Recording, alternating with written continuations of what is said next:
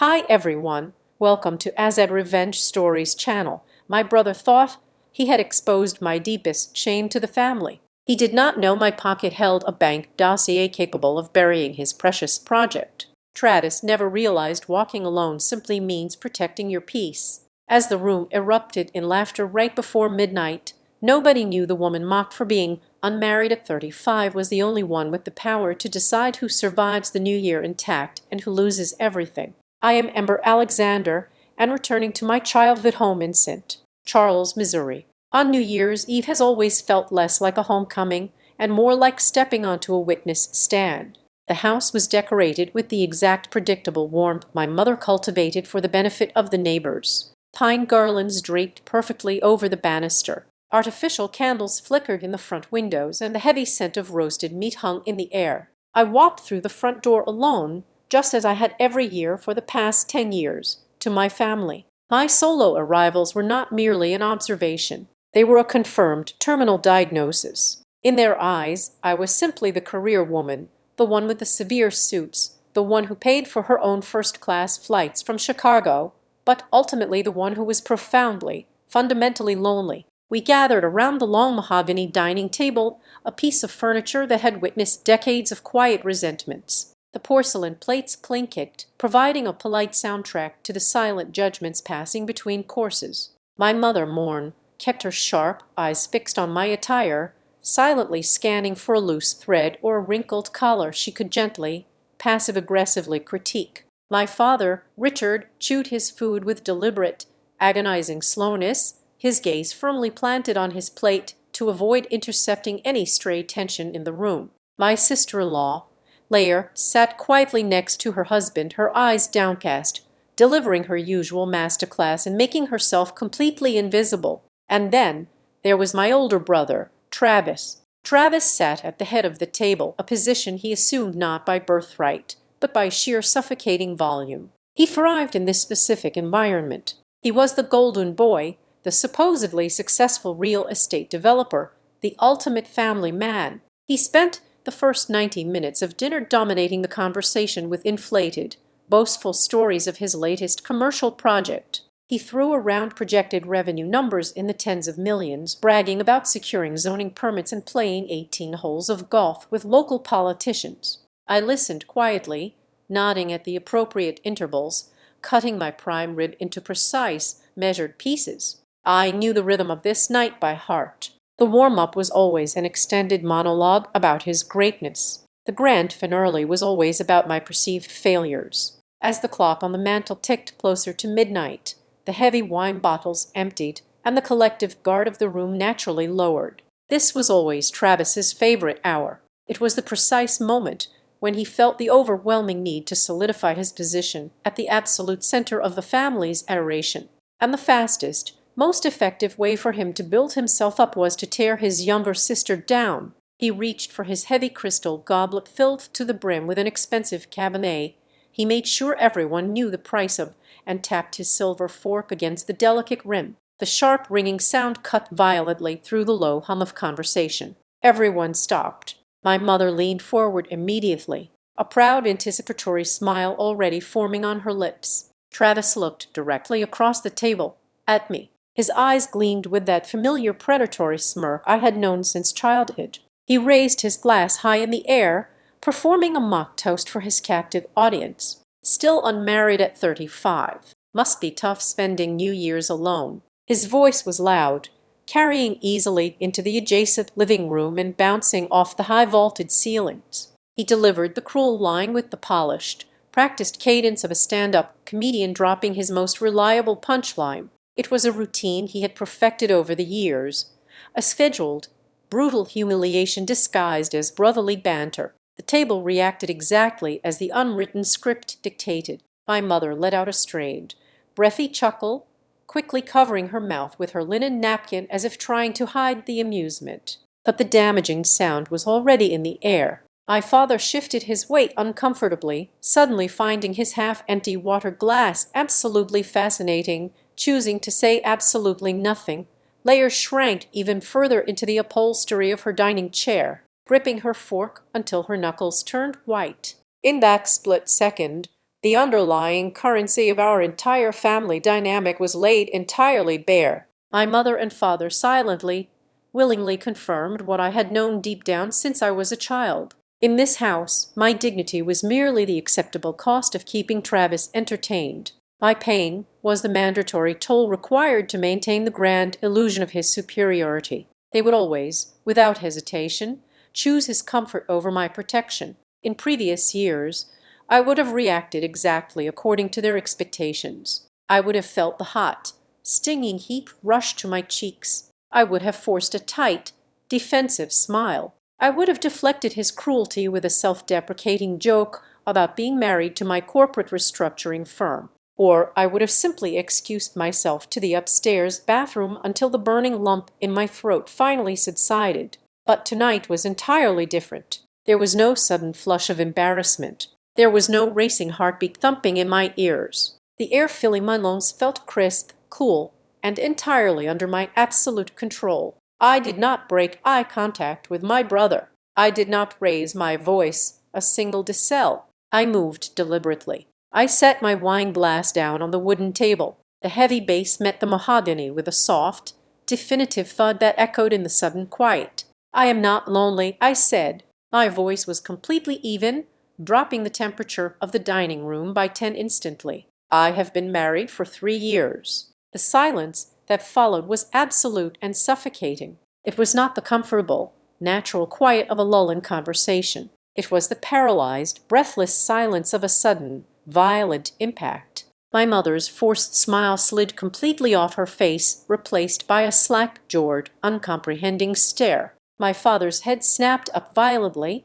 his fork suspended permanently halfway to his open mouth. Travis tried desperately to salvage his shattered stage. He let out a loud barking laugh, but the sound was alarmingly thin, entirely devoid of its usual booming confidence. It sounded frantic. He looked frantically around the table, waiting for someone, anyone, to join in the laughter, waiting for me to crack a smile and declare it a sarcastic, defensive joke, but no one moved a muscle. For the very first time in his entire privileged life, he realized he was no longer holding the reins of the room. The narrative had violently slipped through his fingers. "What on earth are you talking about?"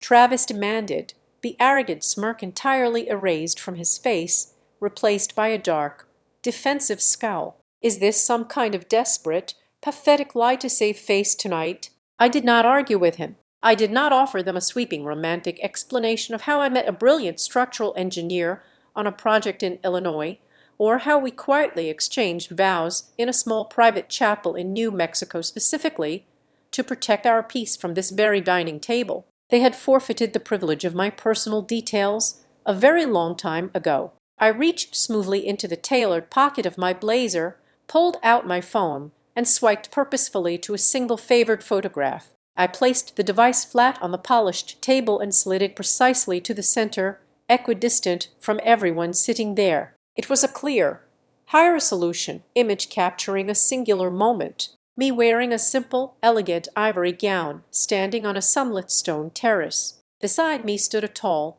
broad-shouldered man with a quiet, steady smile, his large hand firmly and protectively holding mine. We looked unequivocally, undeniably, radiantly happy. My mother gasped aloud, leaning so far forward she nearly knocked over her watered glass, staring at the glowing screen as if it were a terrifying optical illusion. Travis leaned over the table, his eyes narrowing to tiny slits as he aggressively scanned the image for a flaw, a digital manipulation, absolutely anything to invalidate the harsh truth staring right back at him. I gave them exactly 10 seconds to process the visual evidence. Then I reached out my arm, picked up the phone, and clicked the side button. The screen went instantly black. I slipped the device back into my blazer pocket. I offered no further context, no name, no timeline, no stories of our life together, and certainly no apologies for my secrecy. I took the most beautiful reality of my life and weaponized it, turning it into a short, freezing blade, letting them fully feel the sharp sting of being completely and permanently shut out. I pushed my heavy dining chair back and stood up tall. The harsh scraping of the wood against the hardwood floor sounded exactly like a judge's gavel falling. I smoothed the front of my blazer with perfectly steady hands, picking up my leather clutch from the side table. "Where do you think you're going?" my mother stammered, finally finding a fragile, trembling version of her usual authoritative voice. "Ember, sit down right now. We need to talk about this immediately. I have an early flight back to Chicago in the morning," I replied smoothly, my tone betraying zero emotion. "And I have packing to finish upstairs." Travis stood up forcefully, his chair tipping backward and hitting the wall behind him. His face was flushed crimson with a sudden chaotic anger. He hated being kept in the dark, but vastly more than that. He hated being outplayed at his own game. "So you just come here, drop this insane secret on us, and walk out?" Travis spat, his hands gripping the edge of the dining table so hard his knuckles protruded. I walked toward the hallway, my heels clicking methodically on the floorboards. Stopping just at the threshold leading out of the dining room, I turned back slowly to look at my brother, the golden boy, the king of the castle, suddenly looking remarkably small and entirely powerless in his own domain. "Walking alone and having no one behind you are two different things," I said. I turned my back on them and walked out the front door, leaving the heavy, suffocating air of the house behind me without a single backward glance. I stepped out into the cold, crisp Missouri night, the sound of their stunned, paralyzed silence ringing loudly and beautifully in my ears. The new year was about to begin, and for the very first time in my life, I was the one holding all the cards. To understand how a family reaches a point where cruelty is served alongside the holiday roast, you have to understand the architecture of my childhood. In the Alexander household, love was not a baseline guarantee. It was a highly conditional currency, and my brother figured out how to mint it himself before he was 10 years old. Travis was what pediatricians and tired mothers universally call the easy child. He was loud, effortlessly athletic, and possessed a natural, sprawling charisma that sucked the oxygen out of every room he entered in the best possible way. He knew exactly how to flash a dimpled smile to make adults forget whatever rule he had just broken. If he shattered a neighbor window with a rogue baseball, he did not get grounded. He got a gentle lecture over ice cream about being more careful with his pitching arm. He was the sun around which our entire domestic solar system revolved, warming everyone who stood in his immediate orbit. I was born into the permanent shade he cast. I was the opposite in almost every measurable metric. I was quiet, observant, and fiercely academic. I spent my weekends reading heavy biographies and meticulously organizing my thoughts while Travis was out winning little league championships and collecting trophies that quickly crowded our living room mantel. Because I never failed a class, never snuck out past midnight, and never demanded a dramatic rescue, my parents made a very specific silent calculation. They decided I simply did not need their attention. My competence became my curse. I was categorized as the self-sufficient one, a label that sounds like a compliment, but functions exactly like an excuse for neglect. My parents, Richard and Morn, were deeply, fundamentally terrified of complexity. They subscribed to a rigidly narrow, painfully American definition of success. To them, the good life was something you could easily photograph and print on a glossy holiday card to mail to 50 different relatives and neighbors. It consisted of a sprawling house in the suburbs, a manicured front lawn, children born on a socially acceptable schedule, and a visible, easily digestible form of prosperity. When Travis bought his first house, a generic 4-bedroom build in a neighborhood heavily regulated by a homeowners association, my parents threw a massive backyard barbecue. They invited 24 people to marvel at his stainless steel appliances and his newly poured concrete patio when he leased a massive pickup truck with an 8-cylinder engine he absolutely did not need. My father spent 3 hours waxing it in the driveway, beaming with raw, unfiltered pride. My achievements, however, existed in a language they fundamentally refused to learn. When I was promoted to senior partner at my restructuring firm, a title that required years of 80-hour work weeks and a brutal gladiatorial ascent through corporate ranks, I called my mother to share the news. There was a brief pause on the line before she offered a perfectly flat, obligatory congratulations immediately followed by a detailed complaint about the rising cost of property taxes. When I successfully negotiated a debt settlement that saved a manufacturing company from total liquidation and preserved 400 jobs. My father simply nodded over his morning newspaper and said,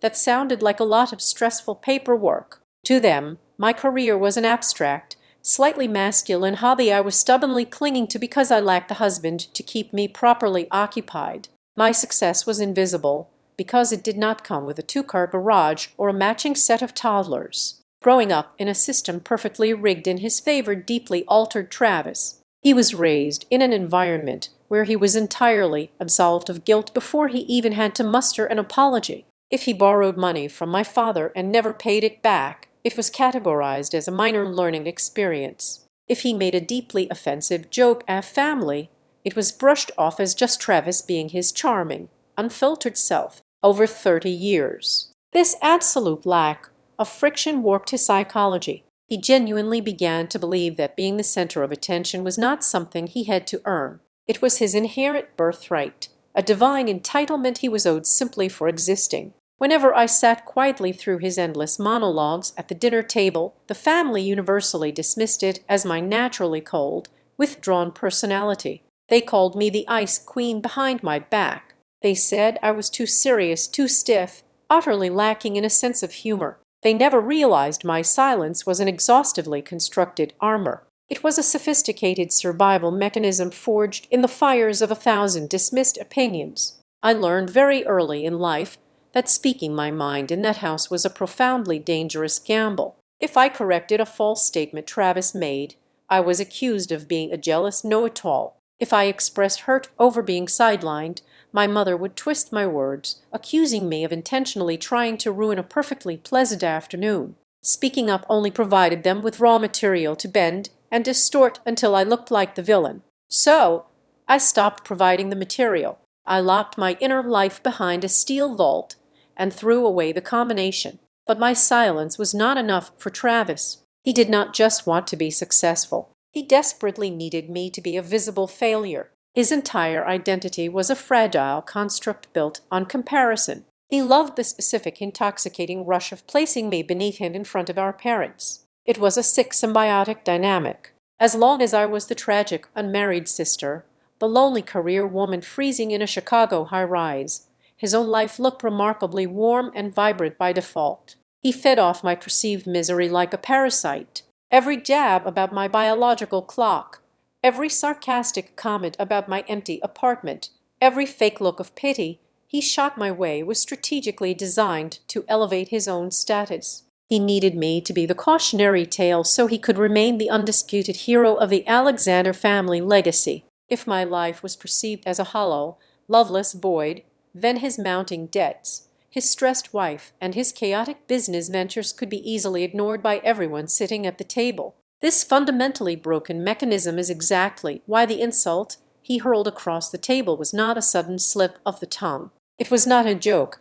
that simply landed poorly due to too much wine. It was the natural, inevitable apex of 3 decades of a family collectively nurturing and protecting a very specific breed of cruelty. They had spent a lifetime watering a toxic plant, calling it harmless humor, and expecting me to gracefully eat the bitter fruit it produced every single holiday season. They built a kingdom for him out of my quiet concessions. They paved his road to arrogance with my forced smiles. And in doing so, they created a man so blinded by his own artificial light that he could not see the massive catastrophic structural failure currently cracking the foundation of his own life. Travis always needed a stark contrast to shine. He needed the dark to prove he was the light. He just never anticipated the day the dark would decide to finally swallow him whole. I operate out of a glass corner office on the 42nd floor overlooking the Chicago River. My name is etched into the brushed steel plate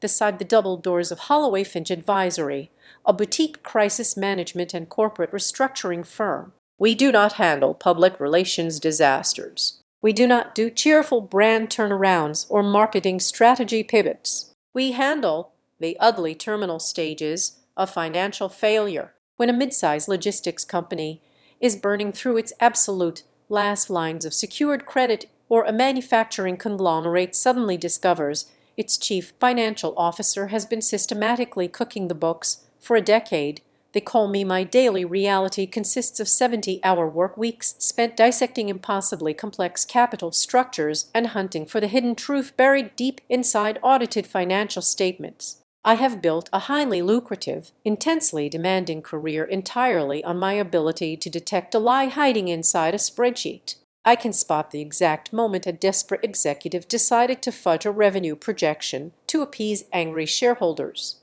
I can trace ghost assets through shell corporations, unravel fraudulent vendor contracts disguised as operating expenses, and identify the subtle panicked shifts in cash flow that signal a company is about to flatline. I keep my heart rate perfectly steady while grown men in $5,000 suits hyperventilate across the polished conference table, watching their entire life's work evaporate into thin air. None of this translates to the people sitting around that mahogany table in Missouri. To them, my profession is a massive, unintelligible gray area. Because my job does not involve designing pretty interior spaces, delivering healthy babies, or baking elaborate cupcakes for a local school bake sale. They simply categorize it as aggressively unfeminine. My mother once dismissively described my senior partnership at Hay Finch as a demanding little bookkeeping job. In their limited ecosystem, a 2-year-old's heavily themed birthday party holds significantly more cultural weight and commands far more respect than my successful navigation of a $100 million corporate bankruptcy. They prefer not to ask about the details of my days because the answers require a vocabulary they stubbornly refuse to learn, and acknowledging my power would disrupt the established hierarchy. Exactly 7 days before that infamous holiday dinner, my executive assistant handed me a thick, heavy stop envelope sent via overnight courier. The return address printed in the upper left corner belonged to the commercial lending division of Stonegate Reserve Bank. It was not addressed to Ember Alexander, senior partner. It was addressed to Ember Alexander, co-trustee of the Alexander Orchard Trust. I stared at the crisp black ink on the pristine white label for a long time. The Orchard Trust was the sacred legal entity holding the last remaining acreage of my grandfather's original farmland back in the Midwest. As far as I knew, the land was strictly untouchable, heavily restricted by generational covenants, and managed entirely by my father.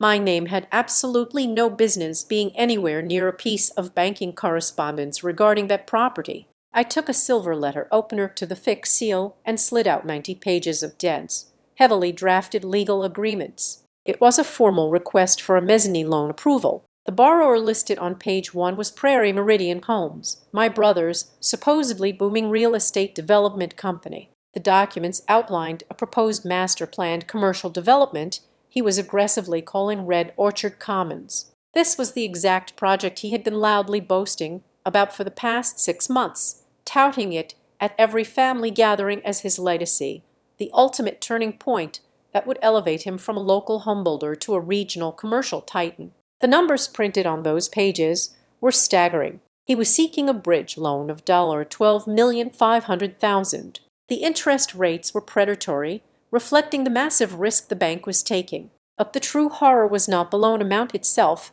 nor the suffocating repayment schedule. It was the proposed collateral. Travis was attempting to leverage 40 acres of the Alexander Orchard Trust to secure his highly speculative commercial bet. He was putting the family's only true asset on the chopping block to fund his ego. My hands were perfectly still as I flipped to the back of the packet to examine the trust documents attached as legal exhibits. I needed to understand why Stonegate Reserve Bank thought I had the legal authority to sign off on this corporate suicide mission. I found the answer buried in an obscure amendment dated 8 years ago. It was a notarized decree signed by my late grandfather just months before he passed away. Years ago, I had quietly untangled a massive, highly complicated tax liability issue that nearly cost my parents their primary residence. I handled the entire crisis silently, paying the exorbitant legal fees myself, ensuring Travis never knew the extent of our parents' financial incompetence, so his delicate ego would not be disturbed by the reality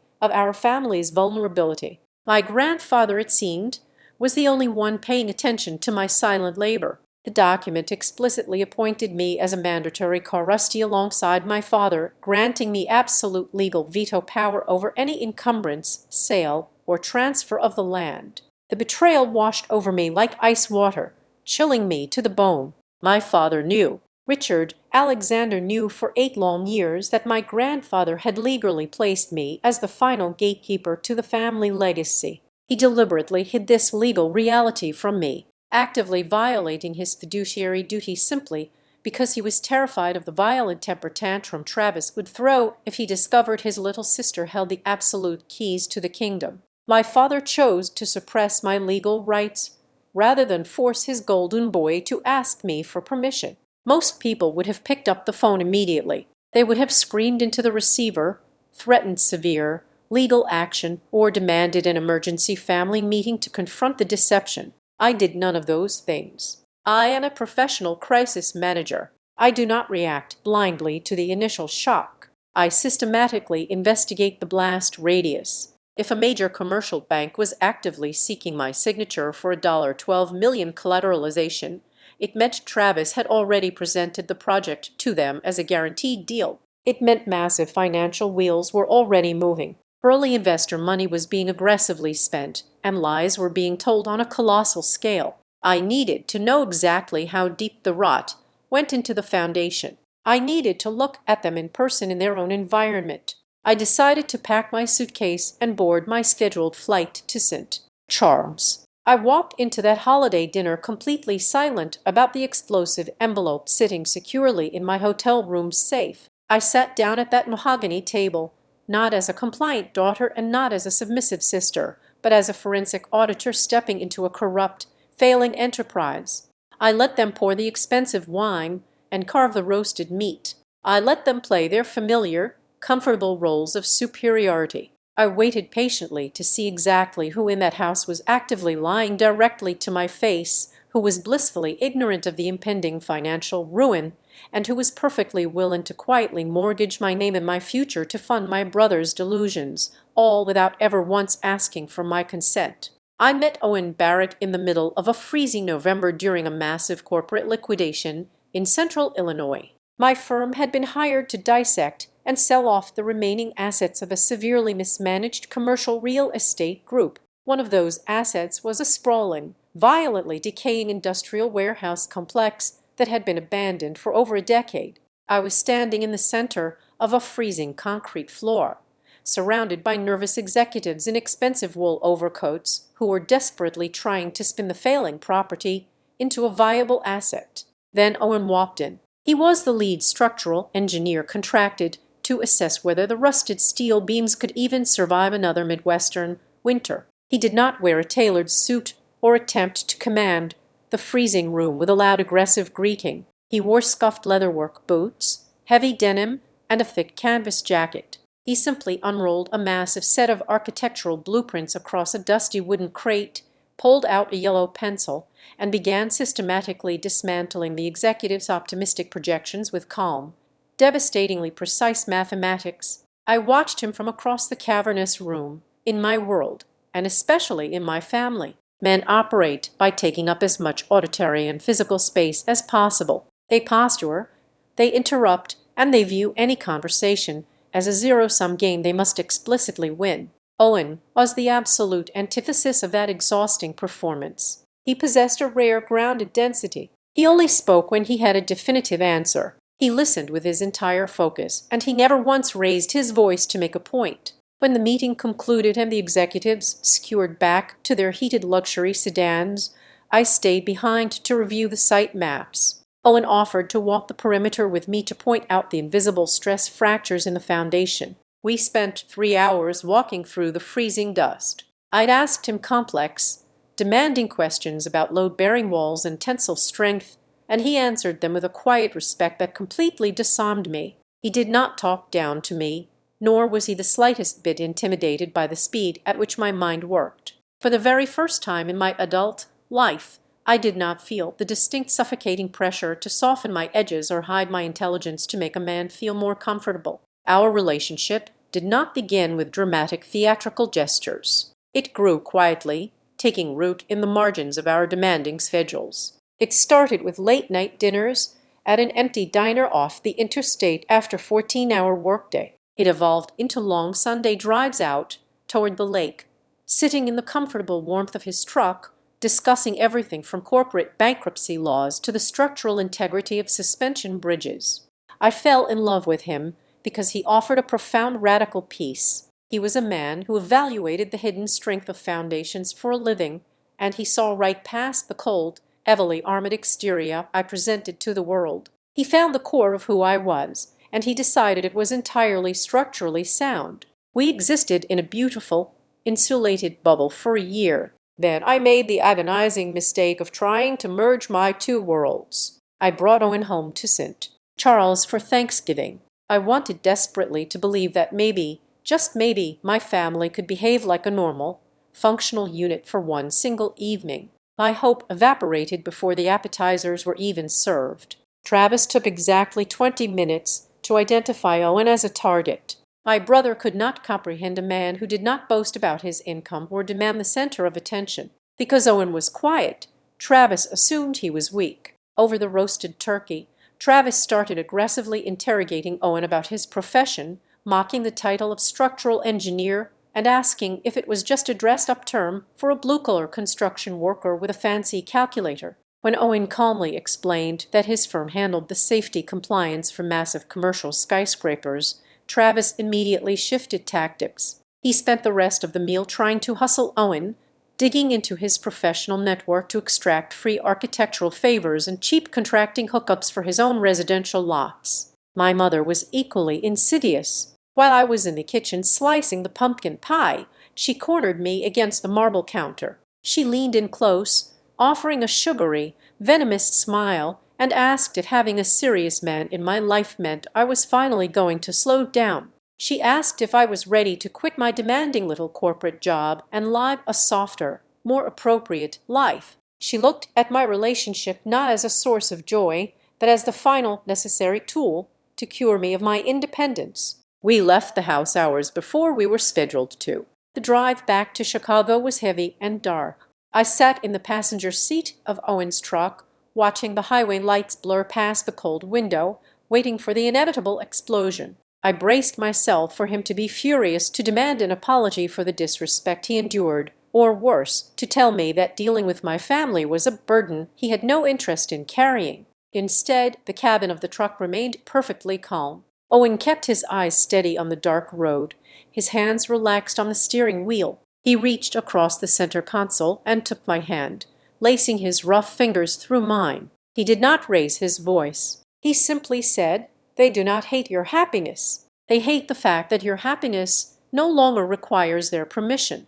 That single profound sentence cracked the entire universe open for me. In that quiet car, I realized the absolute terrifying truth about my family. If I allowed them to step fully into my relationship with Owen, they would never celebrate it. They were fundamentally incapable of sharing joy that they could not control. They would take this beautiful, quiet love and drag it into their arena. They would tear it apart with relentless comparisons, pit Owen's quiet salary against Travis's loud fictional wealth, and demand a front row seat to judge every choice we ever made. They would poison the water just to prove they still owned the well. I refused to let them touch him. I refused to let them turn the only safe harbor I had ever known into another war zone. We did not buy an expensive diamond ring to show off at country club dinners. We did not send out embossed invitations to hundreds of people we barely knew. 6 months after that disastrous Thanksgiving, we took a week off from work and flew down to TA, New Mexico. We wanted the exact opposite of a Midwestern spectacle. We wanted the stark, honest beauty of the desert. The ceremony took place in a tiny sun-baked adobe chapel sitting at the base of the mountains. The air was incredibly still, smelling of dry earth and sagebrush. There were exactly 5 people inside that room. Owen stood at the altar in a dark suit, looking at me with a steady, unwavering certainty that anchored my soul. His younger sister stood beside him. My 2 absolute best friends from graduate school stood beside me. A local minister with a kind, weathered face guided us through our vows. No one from the Alexander family received a phone call. No one received a photograph. I wore a simple vintage gold band, that belonged to my grandmother, a ring I easily moved to my right hand during my rare, obligatory visits to Missouri. From that day forward, I kept my marriage securely locked away in complete silence. It was never born out of a sense of shame, and it was certainly not an act of deceit toward my husband. Owen understood the assignment perfectly. We were building a fortress. For the very first time in my entire 35 years on this earth, I possessed something so intensely precious, so entirely pure and untainted by my brother's ego or my mother's judgment, that I flatly refused to offer it up for their consumption. I built a life in the shadows, not to hide, but to ensure that when I finally stepped into the light, there would have absolutely no power to cast a shadow over me ever again. Prairie Meridian homes always sounded like a company destined to shape the skyline of the Midwest. For years, my brother poured all of his energy into cultivating the absolute perfect image of the American suburban king. He possessed the stunning, softly spoken wife in Lair. He had two beautifully behaved daughters who always wore matching velvet dresses for the annual holiday greeting cards. He drove a pristine, heavy-duty pickup truck that had never seen a single day of actual manual labor or carried a single piece of lumber. His sprawling house sat on a double lot, boasting a freshly manicured lawn, a custom outdoor kitchen, and perfectly symmetrical seasonal decorations. To the untrained eye, Travis was the undisputed picture of modern, unshakable stability. But in my specific line of work, you learn very quickly to spot the distinct difference between a genuine fortress and a theatrical prop. His entire existence functioned exactly like a model home in a newly developed subdivision. The exterior paint was flawless, the landscaping was immaculate, and the solid oak front door was incredibly welcoming. But if you bothered to step inside and turn on the kitchen faucet, you would find there were no actual plumbing pipes connected behind the drywall. The beautiful furniture was made of hollow cardboard meant only for display. Travis built his kingdom not on solid revenue streams or careful market analysis, but on a terrifying mountain of aggressively leveraged debt, endlessly deferred vendor payments, and grandiose promises that mathematically exceeded his earthly capabilities. His newest venture, the highly publicized Red Orchard Commons, was positioned to the local press as a passionate, visionary effort to preserve our family legacy. He handed out thick, glossy brochures showing mixed-use retail spaces and pedestrian walkways, loudly claiming he was modernizing the community while deeply honoring the Alexander name. That was the official public relations narrative he fed to our parents over Sunday dinners. The financial reality, which I could easily deduce from the panicked, breathless cadence of his voice, was that this commercial complex was a desperate final gamble. It was a massive, high-stakes bet placed by a man who was already deeply underwater. He was attempting to outrun a toxic chain of previous financial failures by borrowing even more heavily against a future he simply could not guarantee. To keep the Prairie Meridian Homes ship afloat, Travis had evolved into a master of financial compartmentalization. He was quietly borrowing from a chaotic, unsustainable web of sources. He took out short-term, high-interest loans from secondary lenders who did not ask rigorous questions but demanded brutal immediate repayment terms. He secured cash injections from wealthy local dentists and retired business owners by selling them a wildly inflated vision of their return on investment. He routinely maxed out commercial credit lines meant exclusively for purchasing raw construction materials, using the funds instead to cover his own exorbitant personal living expenses and country club dues. And most tragically, he relied entirely on the blind, unwavering trust of our parents, who were always willing to quietly write a personal check to smooth over what he casually dismissed as a minor, temporary cash flow hiccup. I knew the structure was failing long before the bank documents arrived because of the sporadic phone calls. Over the past 18 months, Travis would periodically dial my number on a random Tuesday evening. He would start with a few minutes of agonizingly fake small talk about the Chicago weather before casually pivoting to business. He would frame his questions as hypothetical scenarios, pretending he was just satisfying a sudden intellectual curiosity while watching a documentary or reading an article. He asked me to explain the exact legal enforceability of a personal guarantee if a limited liability company suddenly filed for bankruptcy. He asked highly specific questions about the rigid requirements for establishing a commercial land easement, specifically inquiring about right-of-way access across privately held agricultural land. He tried to mimic the tone of a confident peer bouncing ideas off a colleague, but I recognized the unmistakable sour stench of a man hunting frantically for free legal loopholes. He was trying to extract my specialized knowledge to quietly patch the massive bleeding holes in his own sinking contracts. While I observed the cracks from a safe distance, my sister-in-law was forced to live inside the collapsing structure. Layer Hart Alexander was not a stupid woman, but she was a deeply isolated and frightened one. She started noticing the physical, undeniable manifestations of my brother's panic. She saw the brightly colored past due notices arriving in the Daily Mail, quickly snatched away from the kitchen counter and hidden in his home office. She noticed the urgent, aggressive emails flashing across his tablet screen late at night when he thought she was asleep. Most tellingly, she experienced his sudden, unprovoked explosions of rage whenever she gently inquired about their monthly budget or asked if they should delay a planned summer vacation. Instead of confronting him, Layer chose the tragically common route of absolute silence. She swallowed her mounting terror, desperately trying to maintain a peaceful, unbroken facade to protect their two young daughters from the terrifying reality that their father was steering them all directly toward a concrete wall. But the most unforgivable transgression, the precise detail that truly shifted my perspective from passive annoyance to active calculated hostility, was a piece of information I uncovered entirely by accident during a casual networking lunch in Chicago with a senior underwriter from a major commercial firm. The name Prairie Meridian Holmes came up in conversation. The underwriter laughed, mentioning how aggressively the Midwestern developer was pushing his new retail project.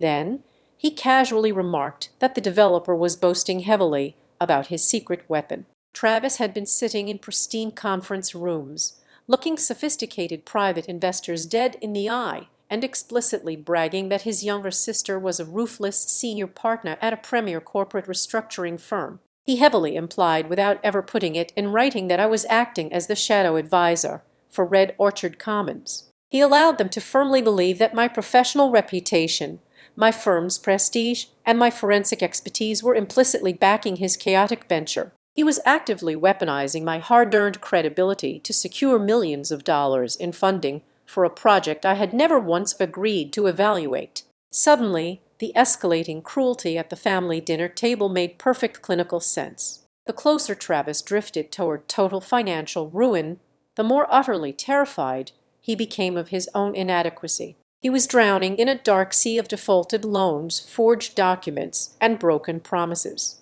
And the only way he could keep his head above water was to push someone else firmly beneath the surface. I was the easiest, most convenient target in his life. Every time he felt the suffocating pressure of an impending missed payment, every time a local investor demanded a progress report he could not provide, he needed to prove to himself and to our parents that he was still the undisputed king of the family. He needed a human punching bag to demonstrate his absolute superiority. That is exactly why his supposedly harmless jokes about my life became increasingly vicious and targeted over the past year. That is why the label of the lonely, cold, unapproachable spinster was applied to me with such aggressive, relentless frequency. He desperately needed me to be a massive failure. He needed me to be completely isolated and pathetic because if I was visibly broken, his own fractured life somehow looked whole by comparison. He used my forced silence and my refusal to engage in petty arguments to build himself a towering pedestal,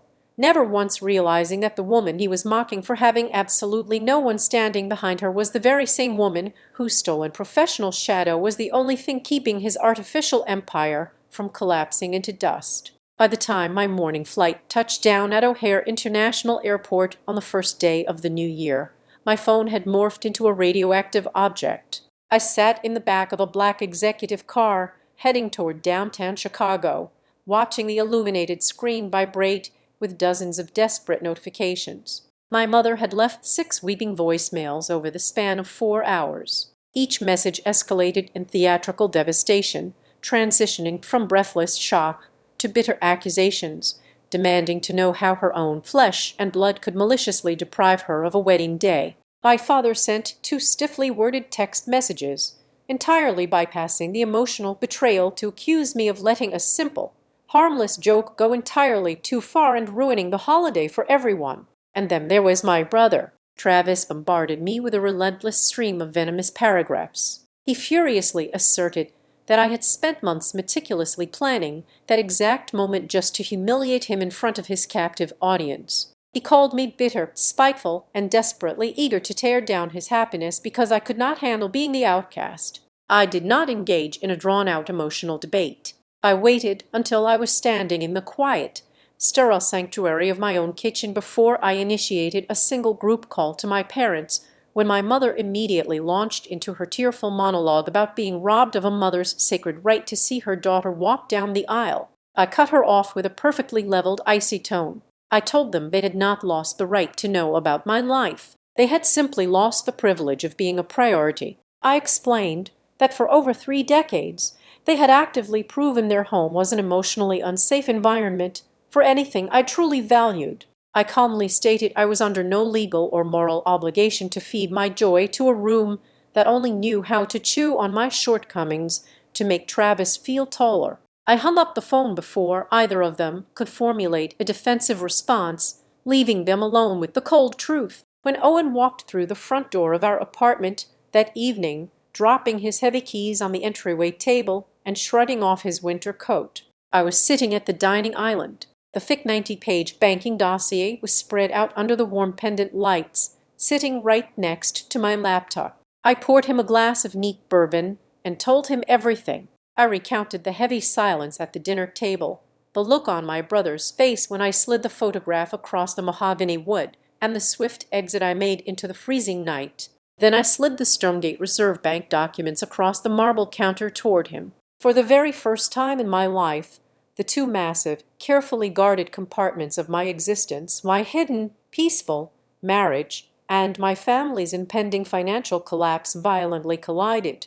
I expected him to show overwhelming concern about the family drama, perhaps even a bit of righteous anger on my behalf. But true to his grounded nature, Owen focused entirely on the structural integrity of the problem. He took a sip of his drink, leaned over the documents, and began reading the clauses. He looked at the loan amounts, traced the proposed collateral lines, and quietly noted that my brother was trying to build a massive commercial skyscraper on a foundation of absolute quicksand. He did not tell me to forgive them, and he did not tell me to run away. He simply asked me what my strategy was for the impending demolition. The true terrifying depth of that quicksand revealed itself exactly 48 hours later. I was sitting at my office desk reviewing a corporate client portfolio when my private line rang. The caller ID displayed Layer's name. It was a highly unusual occurrence. My sister-in-law and I rarely communicated outside of obligatory, sterile holiday group chats. When I answered, the background noise was a chaotic mix of a running car engine, the rhythmic thud of windshield wipers, and the distant rattle of shopping carts. She was hiding in the driver's seat of her car in the parking lot of a suburban grocery store. Her voice was trembling so violently I could barely make out her initial words. She bypassed all standard pleasantries. With a breathless, frantic energy, she confessed that she had been digging through a locked filing cabinet in Travis's home office while he was out meeting with a contractor. She had found a heavily stamped past due notice. It was not a standard utility bill or a minor credit card warning. It was a formal banking reminder regarding a massive corporate guarantee. And right there in the referenced collateral section was the Alexander Orchard Trust.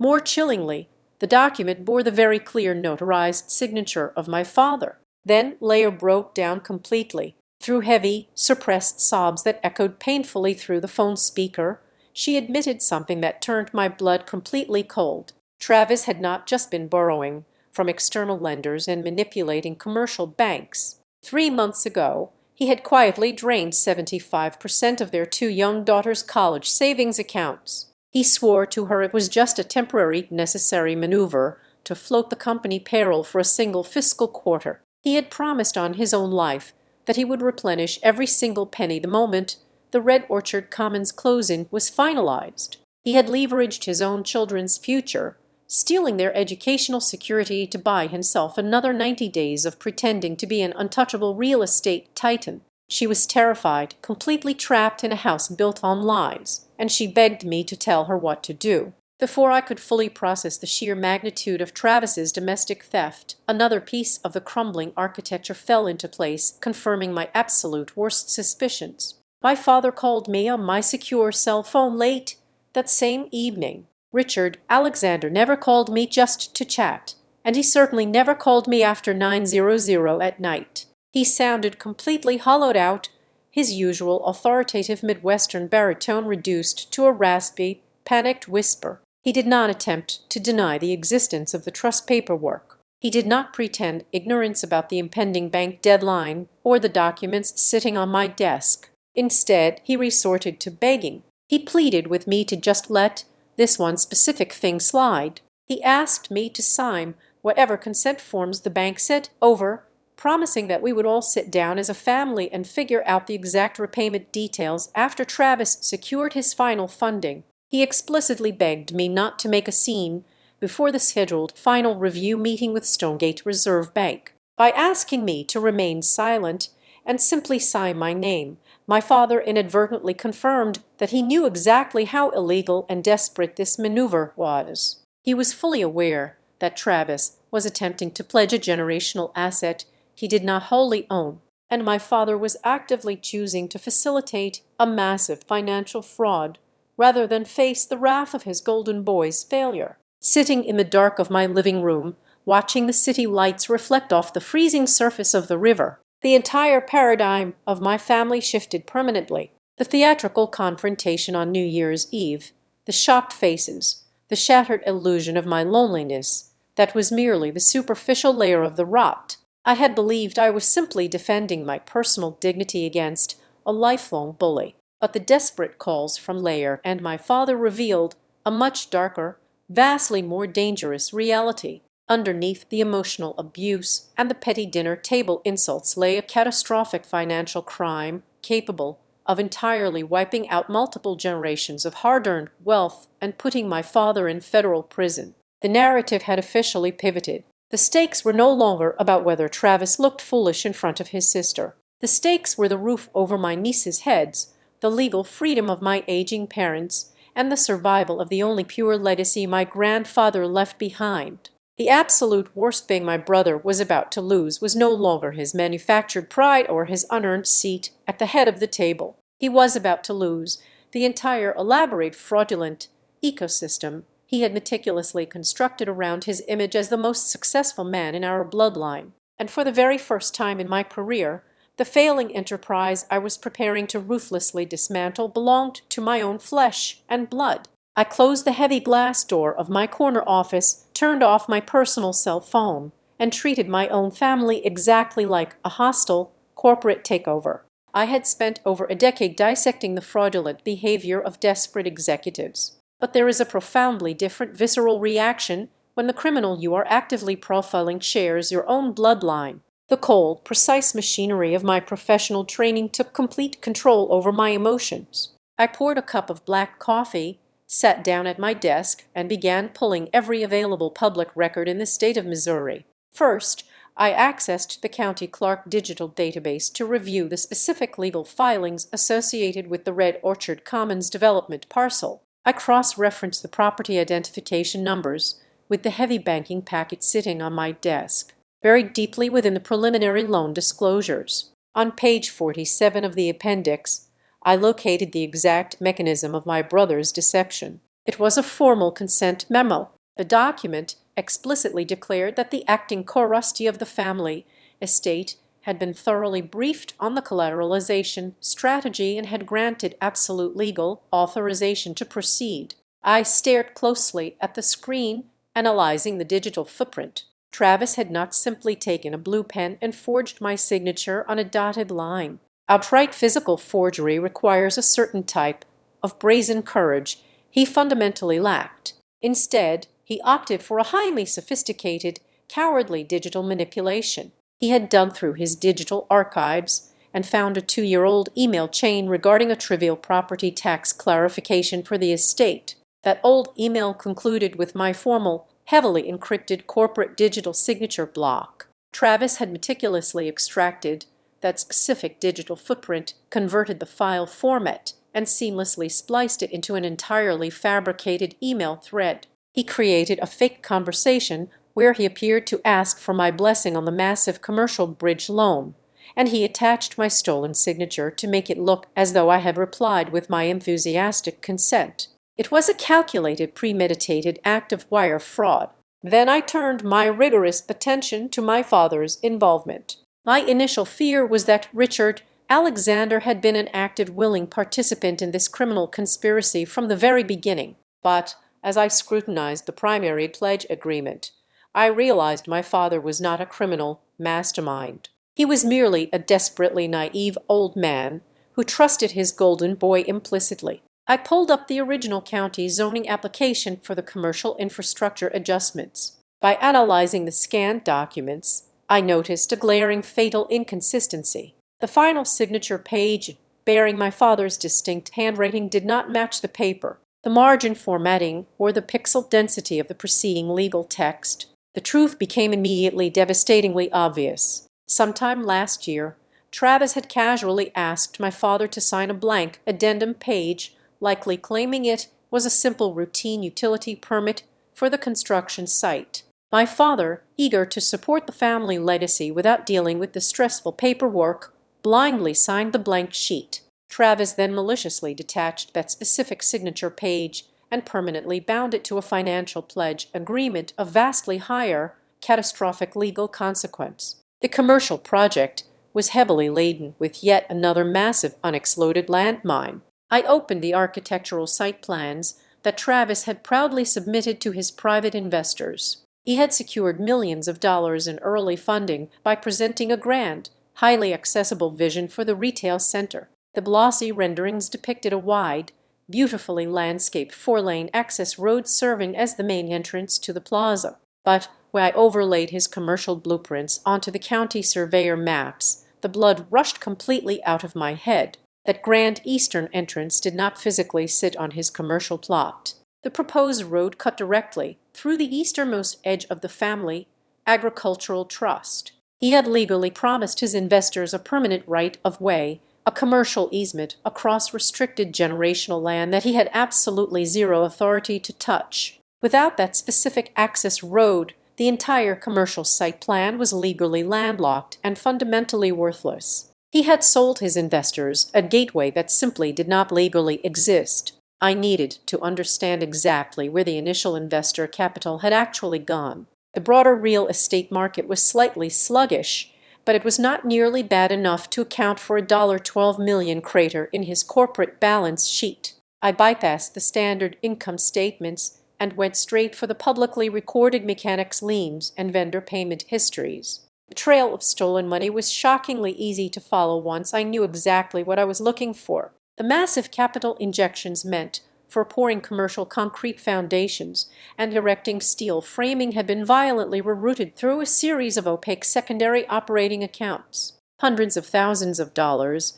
were systematically siphoned off to fund Travis's desperate illusion of extreme wealth. I found invoices proving the investor funds paid for extravagant, completely unnecessary upgrades to his private suburban residence. He used corporate money to install a massive heated driveway, imported Italian marble countertops, and a custom-muled outdoor kitchen. More funds bled out through exorbitant entertainment budgets covering expensive private country club memberships, luxury leased vehicles, and highly questionable political action committee donations designed to grease the palms of the local zoning board. He was living the lifestyle of a billionaire strictly on money he had actively stolen from people who trusted him. The final fatal piece of evidence arrived late that night via a heavily encrypted file transfer from my sister-in-law. Layer had managed to secretly photograph the contents of a thick folder hidden in the back of his closet. It was a master commercial credit agreement. She recognized her own distinct signature on the primary guarantor line, but she swore to me she had never seen the actual terms of the document. Last April, Travis had casually slipped that final signature page into a thick stack of routine household tax returns, rushing her to sign them before a supposed accountant deadline. She signed blindly, trusting her husband. Because of that single moment of manufactured urgency, Layer was now personally legally liable for a massive corporate revolving credit line she did not even know existed. I sat back in my leather office chair, the glow of the dual monitors illuminating the dark room.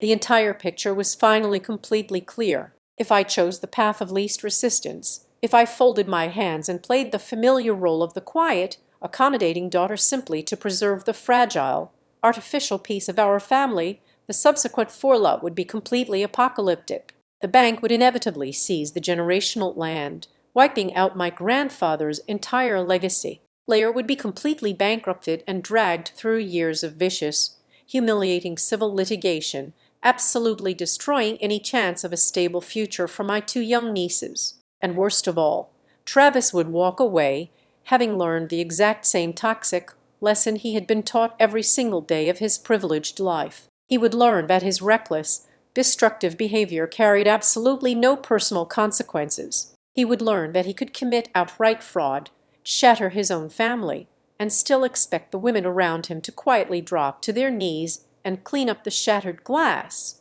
That was a cycle I permanently refused to perpetuate. The forensic investigation was officially over. It was time to prepare for the execution. The phone rang again on a rainy Tuesday afternoon. It was a joint, highly orchestrated conference call from my parents. They had clearly spent the last 48 hours pivoting their strategy. The initial shock and defensive anger had completely evaporated, replaced by a meticulously constructed, deeply fragile diplomacy. My mother spoke first, her voice dripping with a manufactured, delicate sweetness I had not heard directed at me since I was a small child. She pleaded with me to simply sign a temporary, the conditional approval waiver. She framed it as a minor, inconsequential administrative favor just to get Travis safely through the final closing next week. My father immediately chimed in, deploying his most reasonable paternal tone. He promised me, swearing on his own life, that once the immediate banking crisis was averted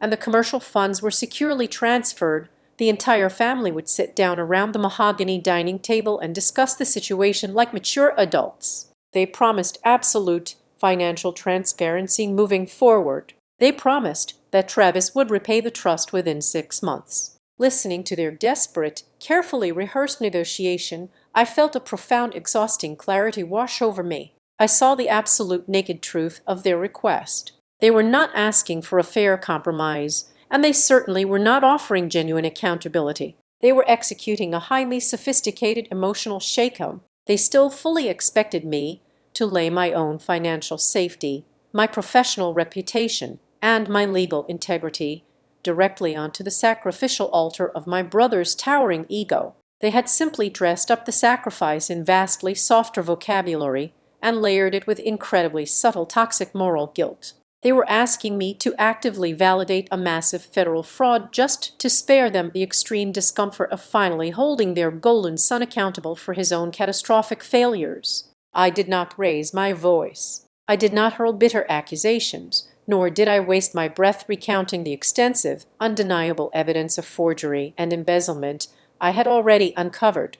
I simply let a heavy, suffocating beat of silence pass over the cellular line before I finally spoke. I told them, absolutely not. My refusal was entirely flat, utterly devoid of any emotional turbulence or hesitation. I calmly informed them that I would not sign a single legal document, conditional or otherwise, that legitimized a completely fabricated collateral claim against my land. The utter chilling stillness in my voice caused a palpable, frantic panic on the other end of the line. For my entire life, our family conflicts had always operated on a very predictable, exhausting rhythm of escalation, loud shouting, and my eventual quiet capitulation just to keep the peace. My absolute, unwavering calm terrified my parents infinitely more than a screaming match ever could. It signaled the terrifying reality that the old, reliable script had been permanently shredded. I was officially resigning from my lifelong role as the compliant, invisible daughter who silently absorbed the family's collateral damage. While my parents spiraled into a state of helpless panic, I shifted my intense focus to the only two truly innocent people caught inside this impending blast radius. I knew with absolute certainty that the exact moment I walked into that bank and detonated my brother's fragile criminal empire, his household would instantly become an incredibly volatile and toxic environment. I reached out to my vast professional network in Chicago and quietly retained a ruthless, highly discreet family law attorney licensed to practice in the state of Missouri. I paid the exorbitant initial retainer fee out of my own personal accounts. Then I initiated a secure call to Lair. I gave her the attorney's direct contact information and strictly instructed her to start discreetly gathering every single piece of financial documentation, tax return, and bank statement she could safely access without arousing suspicion. More importantly, I arranged and fully paid for a secure, comfortable, short-term rental property located 2 towns over from their suburban neighborhood. I told Lair to pack enough bags for herself and her 2 young daughters and to move them into the rental the night before the final banking review. I needed those children physically separated from the explosive fallout. I absolutely refused to let my nieces witness their father's inevitable violent psychological unraveling firsthand. Through all of this heavy calculated preparation, Owen remained my absolute anchor. He did not attempt to swoop in and play the aggressive loud white knight. He did not offer to call Travis and threaten him man to man, nor did he try to artificially manage or police my intense emotions. He inherently understood that this was my specific battle to fight, a deep generational wound that only I possessed the exact surgical tools to properly cauterize. Late one evening, as I was pacing the hardwood floor of our living room, mentally preparing my legal arguments for the brutal confrontation ahead, he stopped me. He placed his large, warm hands firmly on my shoulders, forcing me to break my relentless, anxious pacing. He looked directly into my eyes and told me I needed to immediately stop viewing my actions through the distorted lens of my family's historic dysfunction. He calmly reminded me that exposing a severe financial crime and legally protecting my assets was not a petty lowbrow act of sibling revenge. It was the fundamental necessary establishment of a mature adult boundary. He told me that letting a completely rotten, fraudulent structure collapse was not an act of malicious destruction. It was simply the natural, unavoidable consequence of terrible engineering. His steady, grounded perspective stripped away the residual, nagging guilt my parents had tried so desperately to implant, leaving only a cold, righteous resolve in my chest. Meanwhile, Travis was certainly not sitting idle. Realizing he could no longer intimidate or bully me directly over the phone, he launched a frantic, preemptive smear campaign across our entire extended family network. I started receiving confused, heavily passive-aggressive text messages from distant aunts and older cousins. Travis had spun a magnificent, deeply pathetic narrative to anyone who would listen. He told the extended family that I had kept my husband a secret for 3 long years because I was deeply ashamed of my own pathetic life choices. He claimed I was trapped in a miserable marriage and that I'd have returned home for the holidays completely consumed by bitter,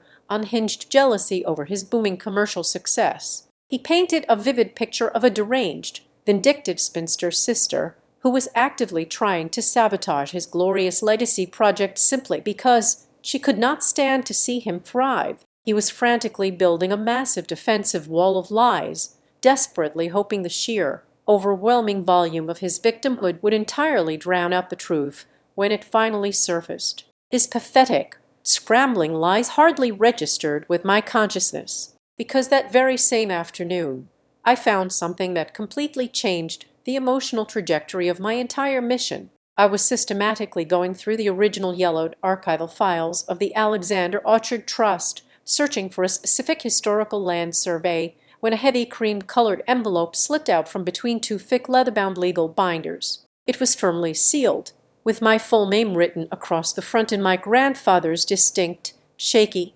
cursive handwriting. I broke the brittle wax seal with slightly trembling hands. Inside was a single fragile sheet of personal stationery dated just a few short weeks before his fatal heart attack. The blue ink was slightly faded, but the message delivered a massive emotional lightning bolt straight to my chest. He wrote that he had spent his final years quietly watching the dynamics of our family with an incredibly heavy broken heart. He saw exactly how my parents constantly elevated Travis, excusing his profound arrogance while systematically ignoring my quiet, enduring strength. He explicitly explained that he intentionally bypassed my father and legally appointed me as the ultimate unyielding guardian of the estate for one very specific vital reason. He wrote that I was the only person in the entire Alexander bloodline who possessed the raw courage to stand completely alone. I was the only one who dared to look reality in the eye and say the hard, deeply uncomfortable things before it was entirely too late. He knew, even back then, that Travis would eventually burn through absolutely everything he touched, and he knew my parents would gladly hand him the matches just to keep him smiling. He left the generational land to me because he implicitly trusted the strength of my spine. Reading those faded words, a profound releasing warmth spread through my entire body, melting away decades of accumulated resentment. For my entire life, I truly believed my grandfather had simply forgotten about me, just like everyone else in that house. I thought I was entirely invisible to him, but he had seen me perfectly. He had recognized my quiet endurance, and he had liberally weaponized it to protect our history. That single handwritten letter fundamentally transformed my perspective. This impending confrontation was no longer just about protecting my own professional name from a fraudulent commercial bank loan. It was no longer about proving a bitter point to a brother who constantly belittled me at the dinner table. It was a sacred inherited mission. My grandfather had literally reached across the grave and handed me a heavy, impenetrable shield. I was going to walk into that banking boardroom not just as a cold corporate crisis manager, but as the absolute, uncompromising defender of the family legacy. I was going to save the only pure, untainted thing left in our name, and I was going to save it directly from the very person who had always been told he was the undisputed center of the universe. The venue for my execution was intentionally chosen to maximize emotional suffocation. Travis orchestrated a private family lunch in the opulent ground-floor dining room of the Premier Down Hotel scheduled for exactly 1:00 in the afternoon. This was precisely 2 hours before the official closing appointment with Stonegate Reserve Bank was supposed to take place in the executive suites upstairs. The strategy was painfully transparent. He wanted to trap me in a public space surrounded by white linen tablecloths and the clinking of expensive silverware, banking on the assumption that I would never dare cause a scene in such a refined environment. When I arrived, the trap was already fully set. My mother, Morn, was seated near the window, her eyes already brimming with pre-planned defensive tears. My father, Richard, sat rigidly beside her, his skin an alarming shade of pale gray, looking less like a proud patriarch and more like a hostage. Travis sat at the center, dressed in an immaculate charcoal suit, his hair perfectly styled. But the most calculated element of his ambush was the fourth person sitting at our table. A man in a sharp navy blaze that stood up and offered a warm, professional smile. Travis casually introduced him as the senior loan officer from Stonegate, claiming the man had simply dropped by to share a quick appetizer and conveniently collect the final signatures so we could all just relax and celebrate the rest of the afternoon. I took my seat slowly, placing my leather briefcase on the empty chair beside me. I did not order food. I simply folded my hands on the table and waited. Travis immediately launched into the performance of a lifetime. His voice was perfectly modulated, dripping with a manufactured blend of vulnerability and noble burden. He did not speak about interest rates or construction delays. He spoke exclusively about family. He looked deeply into my eyes and talked about the sacred legacy of our grandfather. He brought up his two beautiful daughters, painting a vivid, tragic picture of how their entire future, their college funds, and their security hinged entirely on this single monumental project. He masterfully framed himself as the hardworking, misunderstood visionary who was just trying to build something lasting for all of us. And he painted me as the cold, distant sister holding the axe over his dreams. My mother let out a soft, audible sob, reaching across the table to squeeze his hand. The bank representative nodded sympathetically, clearly moved by this display of Midwestern family devotion, completely unaware that he was participating in a hostage negotiation. Travis finished his monologue with a glossy, fleeting look gently sliding a thick manila folder across the tablecloth toward me, accompanied by a heavy gold pen. He asked me to just sign the temporary release for the sake of the girls, for the sake of the family name. I let the heavy emotional silence hang in the air for a long time. I let Travis marinate in his own perceived victory. I looked at the folder, then at the pen, and finally I locked eyes with my brother. The time for quiet observation was over. Has the adjusted cost basis for the retail site been finalized? I asked. My voice was completely flat, slicing through the warm, fuzzy atmosphere like a scalpel. Travis blinked, the sudden shift in vocabulary catching him completely off guard. He offered a confused, patronizing chuckle, glancing at the bank officer. He said we did not need to bore everyone with the granular math right before lunch. I ignored his deflection and fired the next question immediately, increasing the tempo. Where exactly is the personal guarantee document for the secondary commercial credit line? And did your wife review the terms before she signed it? The patronizing smile completely vanished from his face. A sudden, cold sweat broke out across his forehead. He opened his mouth, but only a dried, stammering sound came out. My father suddenly gripped the edge of the table so hard his knuckles turned white. Who signed the right-of-way easement for the Eastern Access Road? I continued, my tone growing sharper, faster, giving him absolutely no room to breathe. Which specific operating account did the third quarter investor cash flow pass through before it was spent on the custom renovations at your private residence? Travis tried to interrupt, raising his voice to reassert his dominance, sputtering that I was being ridiculous and speaking nonsense, but the damage was already done. He was completely out of his depth, drowning in the exact financial terminology he had always belittled as my boring little bookkeeping job. For the very first time in front of our parents, he was not the loudest, most charismatic man in the room. He was a cornered animal,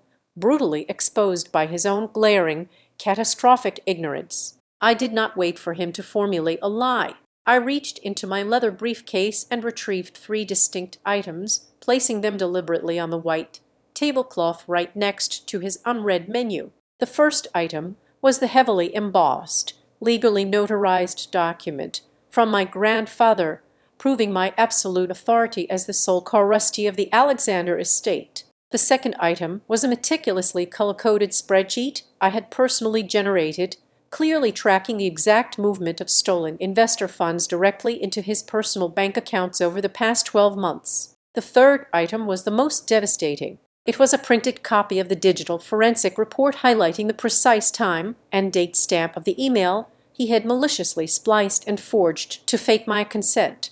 I did not need to raise my voice to scream. The absolute, undeniable weight of the evidence spoke with a deafening roar. I looked directly at the senior loan officer from Stonegate Reserve Bank. The man had stopped nodding sympathetically. All the color had completely drained from his face as his trained eyes scanned the documents I had just laid out. The warm family lunch illusion shattered into a million irreparable pieces. The bank representative realized in real time that he was no longer sitting in on a minor domestic squabble over inherited land. He was sitting at ground zero of a massive multi-million-dollar federal wire fraud case, and his institution was completely exposed. Travis stared at the papers as if they were venomous snakes. He looked frantically at our mother, silently begging her to intervene, to scold me, to somehow turn back the clock and make him the victim again. But Morn was entirely silent, her hands covering her mouth in genuine, unadulterated horror. My father lowered his head, finally breaking under the suffocating weight of the truth he had tried so desperately to hide. I stood up from the table, smoothing the front of my jacket. I looked down at the man who had spent 35 years actively trying to make me feel small. "We are done eating," I said. My voice echoed with a cold, absolute finality. I instructed the bank representative to gather his files. I announced that the meeting was immediately moving from this dining table to the reserved conference room on the 10th floor. We were leaving the warm, protective bubble of family dynamics behind. Upstairs, there would be no more emotional pleas. There would be no more roles of the golden brother, the weeping mother, or the compliant father. Upstairs, there would only be the person legally responsible for the fraud and the person who was absolutely never going to save him again. The air inside the 10th floor executive boardroom was aggressively sterile, smelling faintly of lemon polish and impending ruin. We took our seats around a massive polished oak table that felt more like a tribunal bench than a place of business. The seating arrangement naturally divided the room into opposing factions. On one side sat the financial gatekeepers, the senior loan officer from Stonegate, now flanked by a stern-faced risk management director, alongside two wealthy local businessmen who represented the primary private equity behind Red Orchard Commons. On the opposite side sat my crumbling family. My father, Richard, looked completely hollowed out, staring blankly at the wood grain. My mother, Morn, clutched her designer handbag as if it were a life preserver. Travis sat rigidly at the center, his jaw clenched so tightly a muscle twitched violently near his temple. At the far end of the table sat Leah, but she was not alone. Beside her sat a sharp, unsmiling woman in a tailored gray suit, the ruthless family law attorney I had quietly retained for her. And then the heavy double doors opened one final time. Owen walked into the room. He wore a simple dark suit, his presence exuding the same quiet, unshakable density that had anchored me from the day we met. He did not swagger, and he did not cast intimidating glares. He simply walked over and stood directly behind my leather chair, placing one warm, heavy hand gently on my shoulder. I had not invited him here to flex a protective muscle or to intimidate my brother. I brought him here because I was permanently done hiding the best part of my existence. I was stepping into the final battle completely whole. Travis sneered, his eyes darting toward Owen. He opened his mouth, undoubtedly preparing to launch a sarcastic remark about my sudden need for an escort, but I did not give him the opportunity. I stood up and formally addressed the Stonegate executives and the two private investors. I handed out 5 thick, securely bound dossiers containing the complete findings of my forensic audit. I began by establishing my absolute jurisdiction in this room. I presented the legally binding notarized document signed by my late grandfather, officially proving I was the sole co-trustee of the Alexander Orchard Trust, possessing ultimate veto power over the land Travis was attempting to leverage. Then I looked directly at my brother and introduced the man standing behind me. I stated clearly and proudly that Owen Barrett was my husband of 3 years. In 2 swift, definitive sentences, I completely annihilated the twin pillars of Travis's lifelong superiority complex. He could never again paint me as a lonely, desperate spinster, and he could never again treat me as a weak, easily manipulated obstacle. Once the personal boundaries were drawn in iron, I pivoted to the clinical, devastating business of financial dismantling. I instructed the executives to open their folders to the first tab. I walked them through the timeline with the cold precision of a surgeon operating on a malignant tumor. I started with the digital forgery. I showed the bank representatives the exact metadata proving Travis had extracted my encrypted signature from an old, irrelevant tax email and maliciously spliced it onto a fabricated consent memo. I watched the Stonegate risk manager slowly remove his eyeglasses, pinching the bridge of his nose as the reality of a massive federal wire fraud materialized on the paper in front of him. Next, I directed the 2 private investors to the architectural survey overlays. I pointed out the exact coordinates of the Grand Eastern Access Road they had been promised.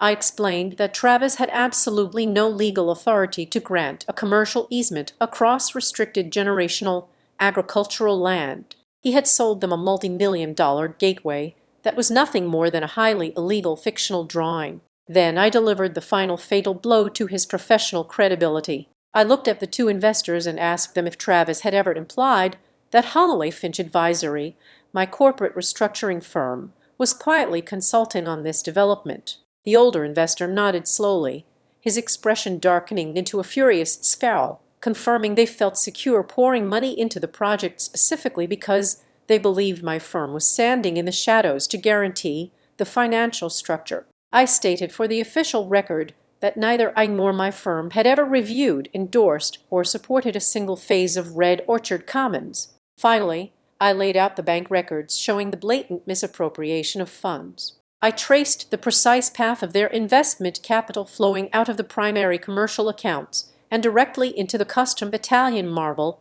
and heated driveways of my brothers, suburban residence. The execution was swift and absolute. The Stonegate risk manager closed his folder with a sharp, echoing snap. He announced that the bank was immediately freezing all accounts associated with Prairie Meridian Homes and permanently terminating the closing process, pending a full internal fraud investigation. The two private investors did not even wait for formal pleasantries. They stood up, their faces flushed with barely contained rage. One of them leaned over the table, pointing a thick finger directly at Travis, promising a brutal civil lawsuit for breach of fiduciary duty and intentional misrepresentation before they both stormed out of the boardroom. The oxygen was completely sucked out of the room. Travis's grand artificial empire had evaporated in less than 20 minutes in the heavy, suffocating silence that followed the executive's departure. My father finally broke. Richard Alexander slumped forward, burying his face in his trembling hands. His voice was a pathetic, raspy whisper when he confessed to the empty chairs. He admitted he had known about my legal appointment for 8 years. He wept as he confessed that he had hidden my authority simply because he was absolutely terrified of dealing with Travis's explosive temper. He finally acknowledged that his lifelong cowardice, his desperate need to keep the peace by appeasing his golden son, was the exact mechanism that had built the bomb that just destroyed our family in public. Then Leah spoke. I expected her to cry, to scream at her husband for stealing their daughter's college funds and mortgaging her name, but she did none of those things. Her voice was chillingly calm, devoid of any affection or fear. She looked at the man she had married and calmly stated that she had already moved the girls out of their house. She announced she was filing for legal separation and full custody. She said she absolutely refused to let her children be raised by a man who fundamentally believed he had to crush the women around him into the dirt just to feel tall. Her total lack of hysteria, her cold, unshakable certainty was the weapon that finally shattered Travis. He exploded. He leapt to his feet, kicking his heavy leather chair backwards so violently it crashed against the glass wall. His face was a mask of chaotic, venomous fury. He pointed a shaking finger at me and screamed that I was a monster. He accused me of destroying his life, of ripping his family apart out of pure bitter jealousy. He hurled every vile insult he could summon, waiting desperately for the old dynamic to kick in. He waited for our mother to jump up, to run to his side, to stroke his arm and tell him that he was the victim, that I was simply being cruel and that they would fix it for him. But Morn did not move. She sat frozen in her seat, staring blankly at the scattered evidence of his crimes. Finally paralyzed by the terrifying reality of the monster she had spent 37 years meticulously hand-feeding. For the very first time in his entire privileged existence,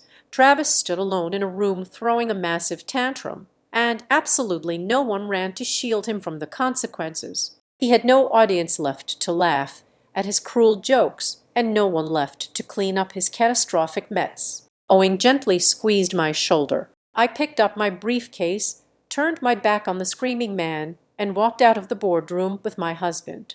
The fallout was exactly as predictable as the math. Red Orchard Commons died that afternoon. Prairie Meridian Homes filed for bankruptcy shortly after. Drowning in a sea of litigation, Travis lost his project, his status in the community, and the blind protective worship of his parents. The family trust, however, remained completely untouched, safe under my legal guardianship. I did not win this war by maliciously destroying my brother. He burned his own house down with the matches our parents gave him. I won simply by putting down the pen, walking away, and refusing to ever again sign my name to the very things that were designed to make me small. Thank you so much for listening to this story today. Where in the world are you tuning in from right now? Please drop a comment below to say hello and share your thoughts on how Ember handled her toxic family. I would love to chat with you all. If you enjoyed this journey, please subscribe to the Azad Revenge Stories channel. Like this video and support us even more by hitting that hype button so this story can be heard by many more people out there. Thanks.